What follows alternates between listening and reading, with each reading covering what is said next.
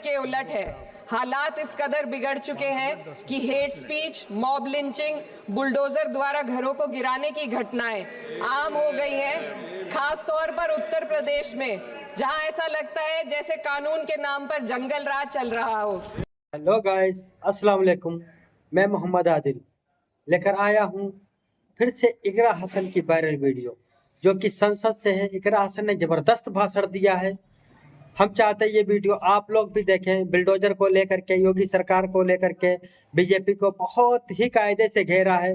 तो हम चाहते हैं ये वीडियो आप लोग देखें। बहुत ही जबरदस्त वीडियो है, इकरा हसन का जबरदस्त भाषण है। तो चलते हैं दोस्तों वीडियो की तरफ, देखते हैं वीडियो। अच्छा हिंदुस्तान हमारा। जय Hind sir. Thank you ma'am. माननीय श्री इकरा चौधरी जी। धन्यवाद सभापति महोदय, आपने मुझे इस विशेष चर्चा पर बोलने का मौका दिया। भारत के संविधान के 75वें वर्ष की चर्चा के मौके पर मैं सबसे पहले संविधान बनाने वालों की दूरदृष्टि को सलाम करती हूँ।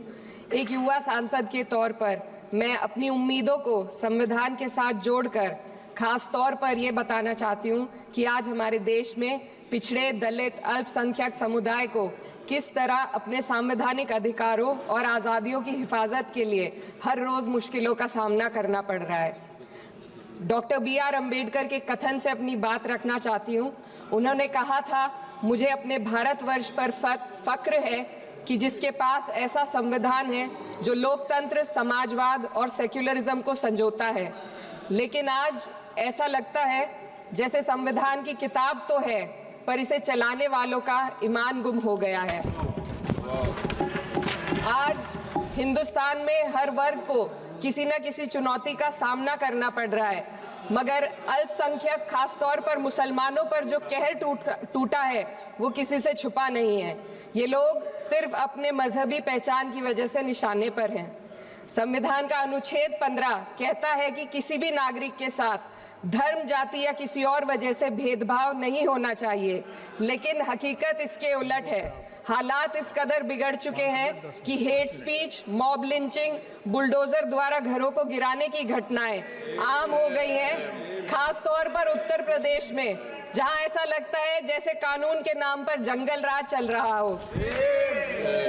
संभल में जो हुआ वो सबके सामने है। पुलिस के संरक्षण में निर्दोष लोगों की हत्या की गई और सरकार ने चुप्पी साध ली। अल्पसंख्यकों पर हिंसा बढ़ती जा रही है, मगर सत्ता में बैठे लोग या तो आंखें मूंदे हुए हैं या फिर इन घटनाओं को बढ़ावा दे रहे हैं। हद तो तब हो जाती है जब न्यायपालिका की बात भी अनसुनी कर दी जाती है। सुप्रीम कोर्ट ने मॉब लिंचिंग पर 11 सूत्रीय निर्देश जारी किए थे। इसमें साफ कहा गया था कि राज्य सरकारें और पुलिस इस तरह की घटनाओं को रोकने और दोषियों पर सख्त कार्रवाई करने के लिए जिम्मेदार है, लेकिन आज भी इन निर्देशों पर अमल नहीं हो रहा है। हाल ये है कि मॉब लिंचिंग को रोकने की बजाय सत्ता में बैठे लोग आग में घी डालने का काम कर रहे हैं। उनकी जुबान से ऐसी बातें निकलती हैं जो नफरत को और बढ़ावा देती है। ये अशांति अब इतनी गहराई तक फैल चुकी है कि हमारे समाज के धर्मनिरपेक्ष चरित्र पर गंभीर सवाल उठ रहे हैं। साल की शुरुआत में ही कई राज्यों में दुकानदारों को अपने नाम बोर्ड पर लगाने के लिए मजबूर किया गया। इसे सेहत और सुरक्षा के कानूनों का हिस्सा बताया गया, मगर असल मंशा कुछ और थी। ये कदम खास तौर पर मुसलमान दुकानदारों को निशाना बनाकर उठाया गया ताकि उनकी रोजी रोटी पर चोट की जाए।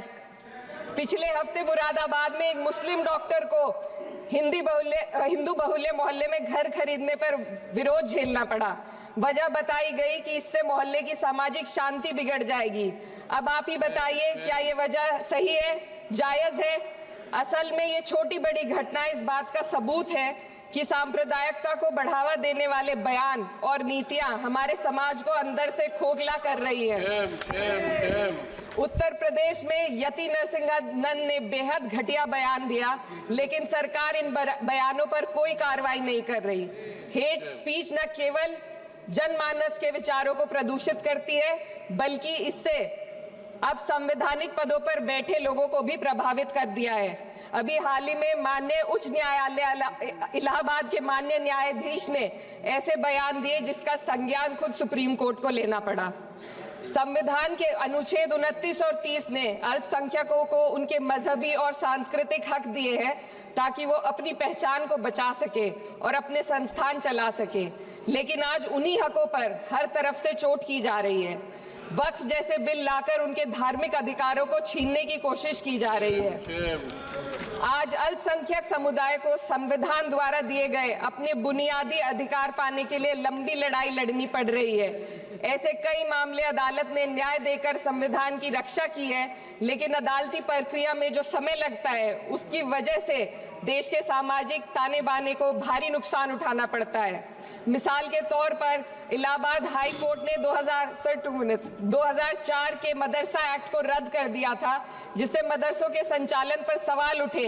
हालांकि सुप्रीम कोर्ट ने बाद में इस फैसले को पलट दिया और एक्ट को वैध करार दिया, लेकिन इस प्रक्रिया में जो समय लगा उसने अल्पसंख्यकों को बेचैनी और संघर्ष के दौर में डाला है। इसी कड़ी में प्लेसेस ऑफ वर्शिप एक्ट 91 भी आता है और कई अन्य अधिकार, उन्हें भी इसी तरह अदालती लड़ाइयों में उलझाया जा रहा है। माशाल्लाह, युवा नेता होते हुए भी इकरा हसन जी कितनी अच्छी लग रही, माशाल्लाह क्या जबरदस्त भाषण कर रही है यार, माशाल्लाह मजा आ गया।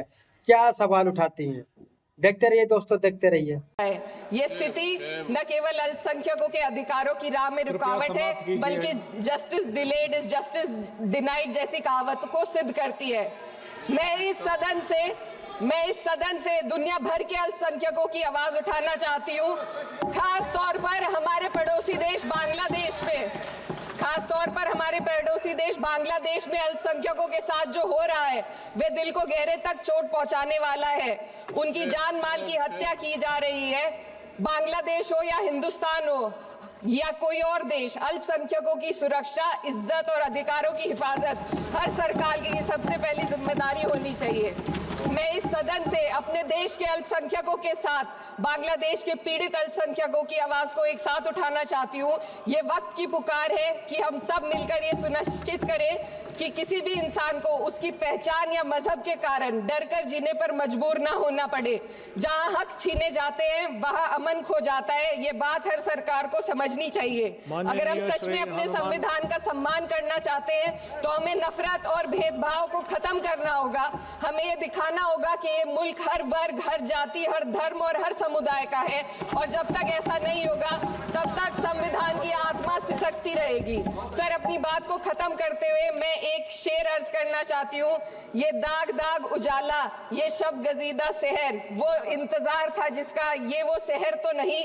लेकिन अगर इस सदन में बैठे हम सभी सदस्य ये ठान ले कि हमें संविधान के मूल्यों को लागू करना है और उसे लागू करने का प्रयास करें, तो वे सुबह जरूर आएगी जिसके लिए लाखों भारतवासियों ने अपने जानों की कुर्बानी दी थी। श्री हनुमान बेनीवाल जी। धन्यवाद सभापति जी। लो दोस्तों, तो कैसी लगी ये वीडियो? उम्मीद करते हैं आप लोगों को ये वीडियो बहुत ही अच्छी लगी होगी। तो प्लीज़ हमारे चैनल को सब्सक्राइब कर लो और हमारी वीडियो को लाइक कर दो और कमेंट में अपनी राय जरूर दो, ताकि हम आने वाली इकरा हसन की कोई भी वीडियो आप तक शेयर कर सकें। तो दोस्तों, फिर मिलते हैं अगली वीडियो में इंशाल्लाह। अस्सलाम वालेकुम।